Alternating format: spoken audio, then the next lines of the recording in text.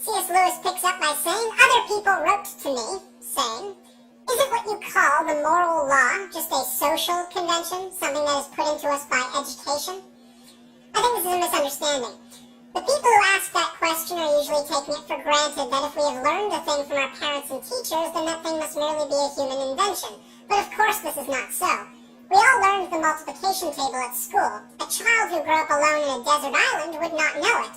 But surely it does not follow that the multiplication table is simply a human convention, something human beings have made up for themselves and might have made different if they had liked.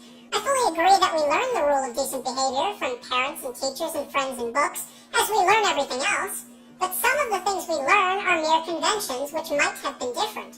We learn to keep to the left of the road, but it might just as well have been the rule to keep to the right. And others of them, like mathematics, are real truths. The question is to which class the law of human nature belongs. There are two reasons for saying it belongs to the same class as mathematics.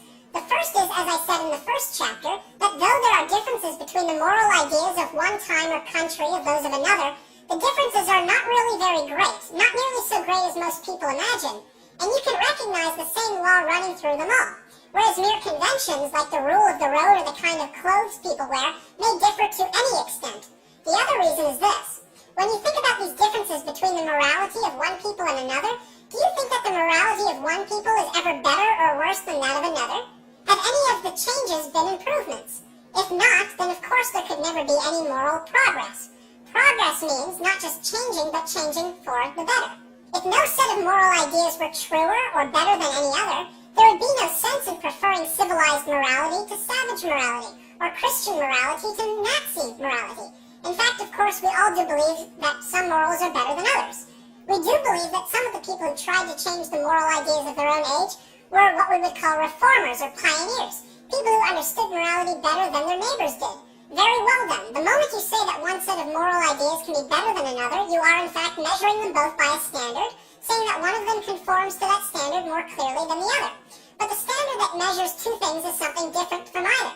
You are in fact comparing them both with some real morality, admitting that there is such a thing as a real right, independent of what people think, and that some people's ideas that some people's ideas get nearer to that real right than others.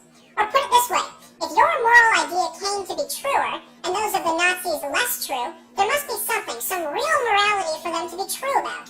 The reason why your idea of New York can be truer or less true than mine is that New York is a real place, existing quite apart from what either of us thinks.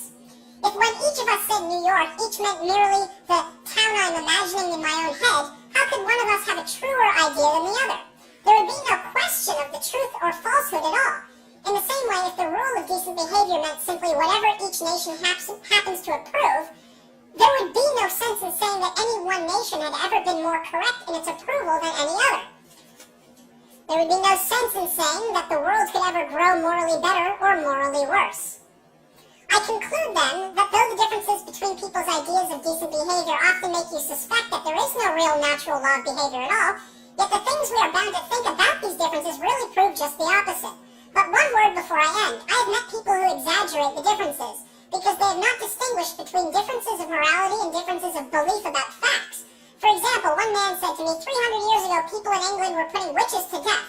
Was that what you would call the rule of human nature or right conduct?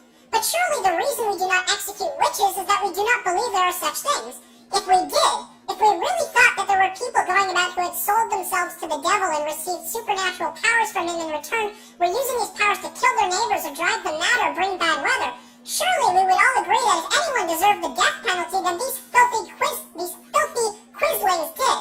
There's no difference of there is no difference of moral principle here. The difference is simply about a matter of fact. It may be a great advance in knowledge not to believe in witches. There is no moral advance in not executing them when you think they don't exist. You would not call a man humane for ceasing to set mouse traps if he did so because he believed there were no mice in the house. If you take a thing like a stone or a tree, it is what it is, and there seems no sense in saying it ought to have been otherwise. Of course you may say a stone is the wrong shape if you want to use it for rockery, or that a tree is a bad tree because it does not give you as much shade as you expected. But all you mean is that the stone or tree does not happen to be convenient for some purpose of your own. You are not, except as a joke, blaming them for that. You really know that, given the weather and the soil, that the tree could not have been any different. What we, from our point of view, call a bad tree is obeying the laws of its nature just as a good one. Now you've noticed what follows. It follows that we usually call the laws of nature, the way weather works on a tree, for example, may not really be the laws in the strict sense, but only in a manner of speaking.